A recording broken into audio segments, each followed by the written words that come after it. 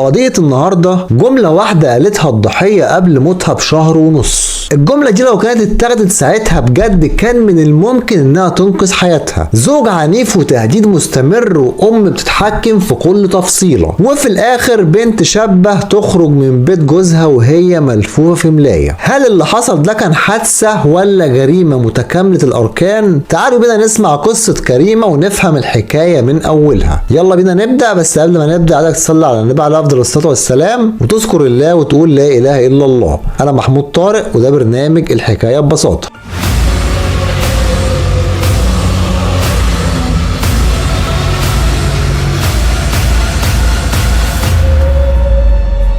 الحكاية هنا بتبدأ لما اخوه وعده ان هو هيجوزه لو بطل مخدرات، وفعلا ايمن بيبطل الشرب لفترة وبيبدأوا اهله ان هم يدوروا له على عروسة. فسأل واحدة كانت قريبة لكريمة، وعلى طول اول ما سألها رشحت له كريمة. قريبتها دي راحت لها وفضلت تقول لها ان هو شاب كويس وقادر ان هو يتجوز، وان هو من عيلة محترمة وهيقدر ان هو يحافظ عليها. طبعا كريمة فرحت جدا باللي حصل وما صدقت ان هي هتلاقي راجل طيب ويخاف ويتقي ربنا فيها، وبسرعة ايمن ياخد امه ويروح علشان يتقدموا لها. اول لما دخلوا بيتهم امه قالت لهم ان هي كان عندها ابن وكان عنده 18 سنة ومات في حادثة من فترة، وبتوعدهم ان هي هتحط بنتهم في عينيها زي ابنها وبنتها بالظبط. في الاول يا جماعة كل حاجة كانت باينة انها مثالية جدا. العريس مش بيشرب اي حاجة، والام كان موت ابنها مأثر عليها جدا وعاوزة تشيل مرات ابنها التاني في عينيها. كريمة شافت ان دي جوازة كويسة جدا، وبعد 9 شهور بالظبط بيتجوزوا وبيتقفل عليهم باب واحد. طبعا في خلال ال9 شهور دول اهل كريمة استلفوا من طوب الارض علشان يجهزوها، ولكن من اول يوم جواز وكل حاجة اتغيرت تماما. كريمة في اول الجواز حصل لها نزيف شديد جدا وراحوا بيها المستشفى، وطبعا ده كان بسبب تهور جامد جدا من ايمن، وساعتها الدكتورة طلبت منه ان هو ما يلمسهاش قبل 20 يوم. وطبعا ايمن ما كانش قادر ان هو يتفهم الموضوع ده، وكان كل يوم بيضرب كريمة وبيعمل معاها مشكلة بسبب الموضوع ده. طبعا كريمة غضبت وراحت عند اهلها، وبعد فترة عبال ما كريمة خفت ايمن راح علشان يصالحها ويرجعها بيتها تاني، ويحصل لكريمة حمل بعد 3 شهور بالظبط من الجواز. ولكن كل يوم ايمن كان برضه بيهينها ويضربها، وكريمة كانت مستحملة علشان تمشي حياتها وتمشي بيتها، وعلشان كمان الطفل اللي في بطنها. وبرضه حماتها كانت كل يوم في مشاكل معاها علشان هي اللي كانت بتنزل تتسوق وبتشتري الاكل وبتحكم عليهم ياكلوا ايه وما ياكلوش ايه، وكانت بتخلي الاكل عندها في التلاجة. ولما كريمة قالت لجوزها ان هي اللي عايزة تجيب حاجة بيتها بنفسها وتنزل تتسوق بنفسها، عمل معاها مشكلة كبيرة جدا وضربها. وبعد كده كريمة غضبت تاني وراحت عند اهلها، ولكن المرة دي لما رجعت عند اهلها ما قالتش لابوها وامها نهائي ان ايمن ضربها،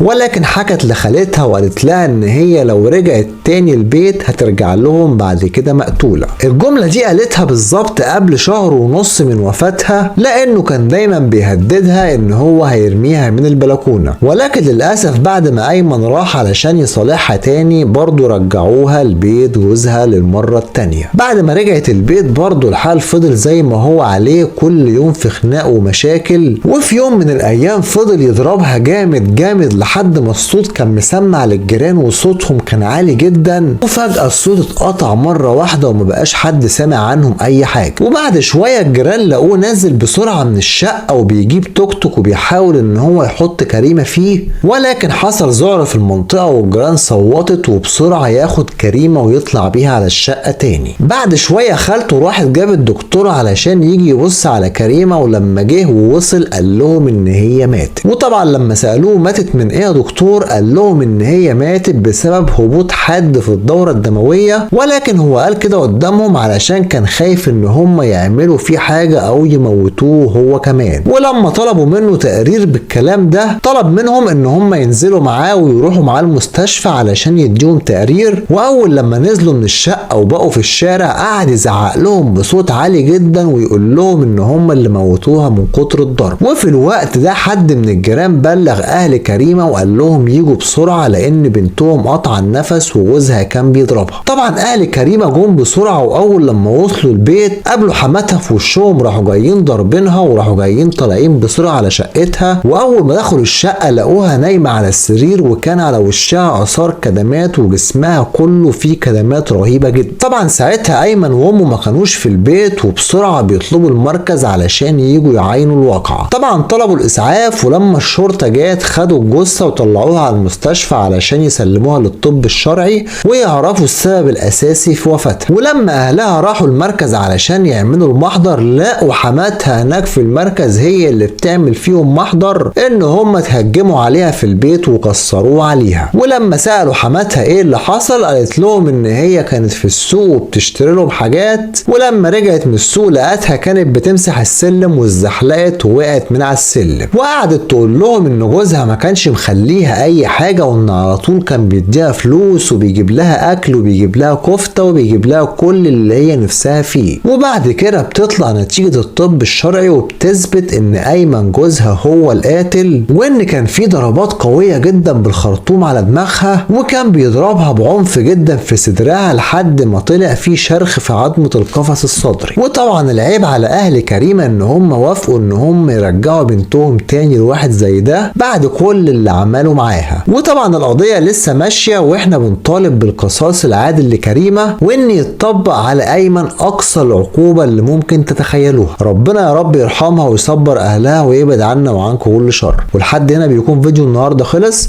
بشكركم جدا على المشاهده واشوفكم ان شاء الله في فيديو جديد.